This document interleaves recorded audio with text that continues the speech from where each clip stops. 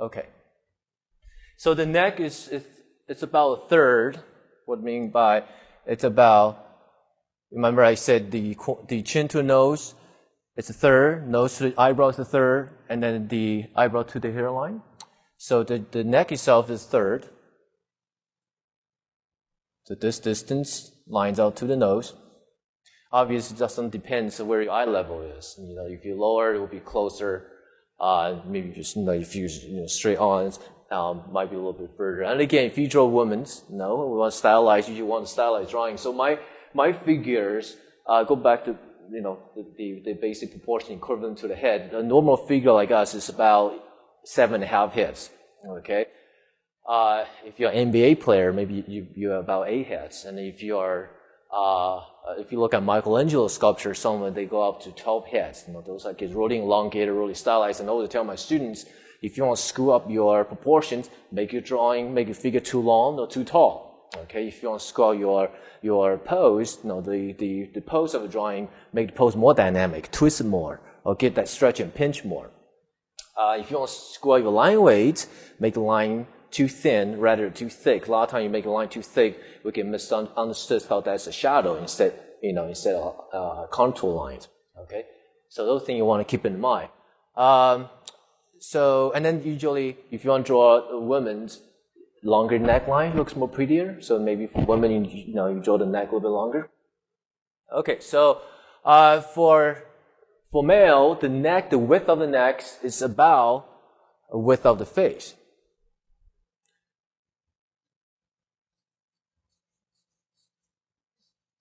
And you're going to see an impression of letter M in here, looks like this, because that's how muscle looks, the neck muscle called sternocleidomastoid muscle. Okay, that muscle going to sit on the collarbones. Here's the collarbone, which you can refer to the shoulder lines, like right here, the shoulder lines. And let's just look at this V for a second. This V right here is going to sit right on top of the sternal right here, which is going to be the beginning of our center line. So it's very important. For drawing, we need the center line, especially if you're drawing, parts like the torso, which is symmetrical, the part which is symmetrical area, you want to make sure you have that center line. So especially when you draw 3/4 view, you want to make sure you have that center line to guide you, so you know how much is this side of the torso and how much is on the side that's closer to you.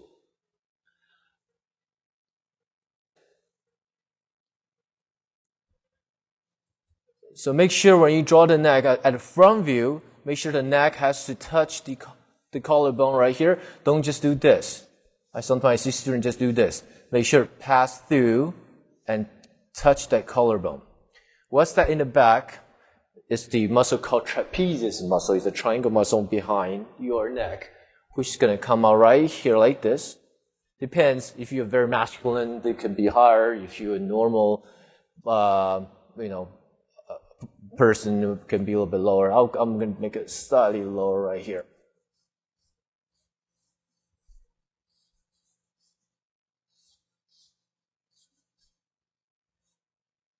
You can see the neck is in front of that trapezius. Here's the Adam's apple right here. Here's we call it pit of the neck right here, which is the beginning of center line. Here's your collarbone. Make your collarbone straight. At least at first. I know the collarbone had this S curve, looks like bicycle the handlebar. But just keep it straight first, because when you start drawing the S curve, sometimes it gets confused, because it gets a little too abstract. Okay? Well, as for drawing, we always find out from point to point first. Okay? We find out where to begin, where to end. We just shoot right to, right there, and then we come back, and then we can curve things as we like. But keep it straight first. The next thing we need to find is our shoulder width, okay? And shoulder width is tricky to find because the shoulder is the only part on the body working independently. That's how we can have all this ability, all this movement. Let's look at the skeleton for a second.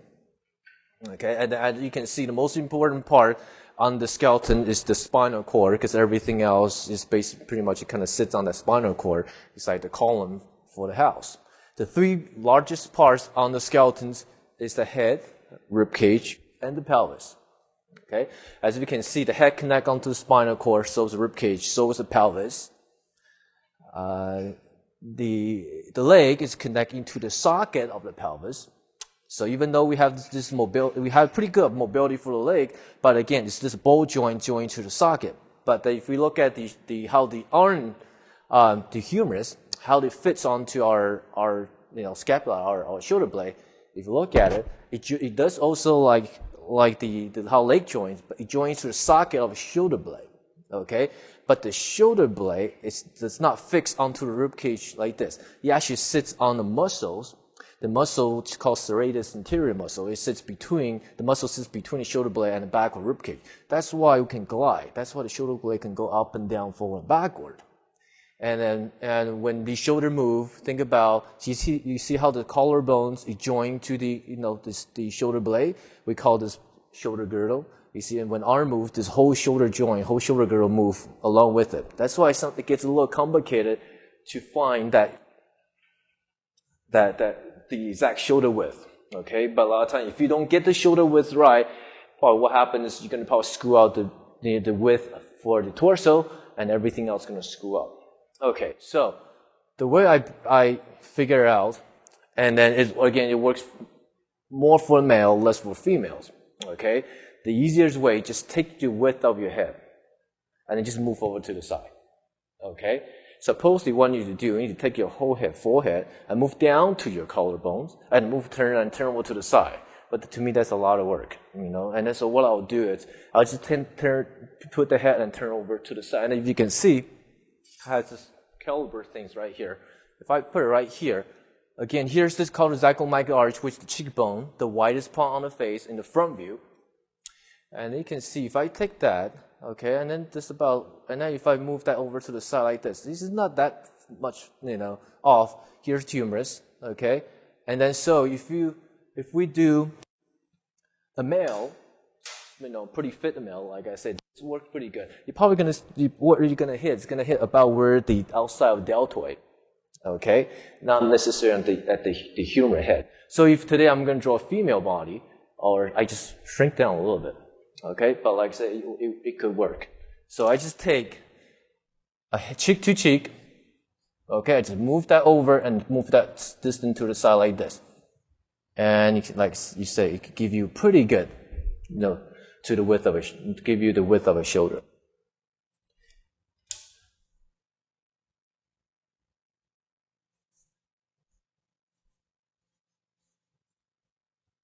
Oops, put this right here. Okay, and then when I drawing the shoulder, okay, and then like earlier I said, these whole shoulder girdle, think of it as one unit. So when the shoulder moves, the collarbone moves too.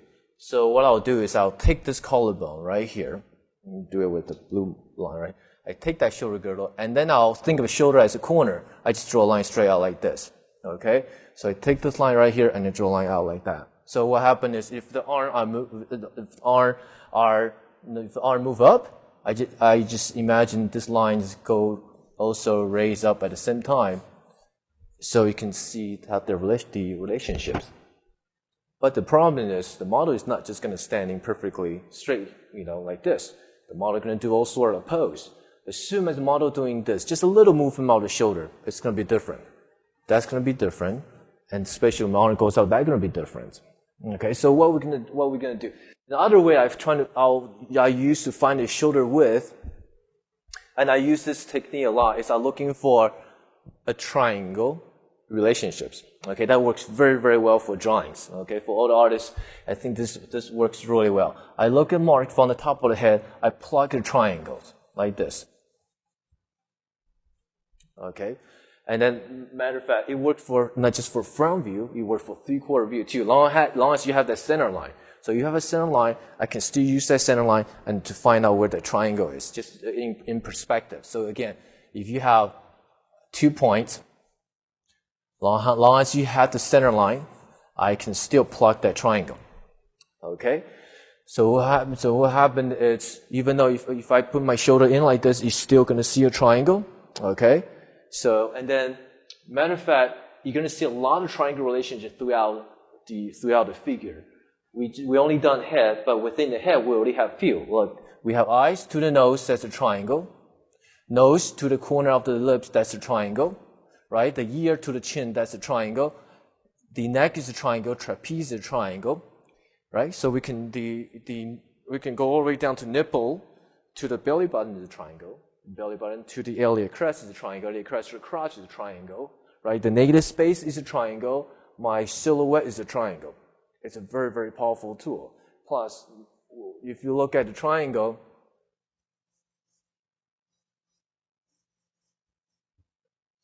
its most dynamic shapes, it covers what the box could do, because even though we're looking at these 3 points, we're looking at this relationship, but we also kind of take care of what the box could do for us. We're also looking for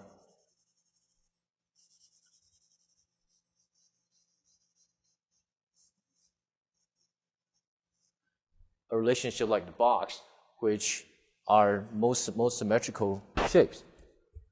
And then also guess what? The triangle is an arrow, right? It's an arrow.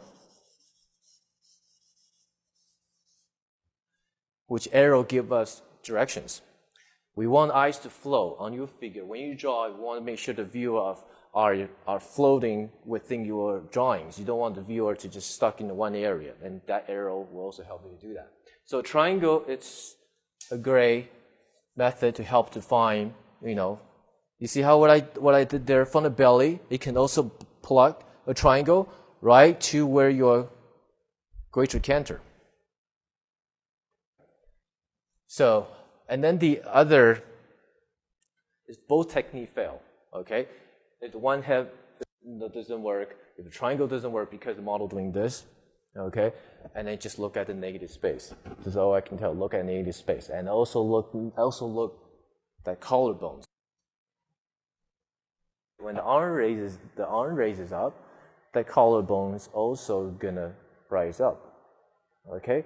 And then just keep this in mind. The shoulder is only gonna get narrower. It's not gonna get any more further. It's only gonna get narrower. A little movement I would do, it's only gonna get closer, closer, and closer. A little movement I raise on my shoulder, it's gonna get closer, closer, and closer. It's not gonna get any more further. So it's not gonna get more than one head over. Just keep that in mind, okay? So use the one head over. I'll just write one head.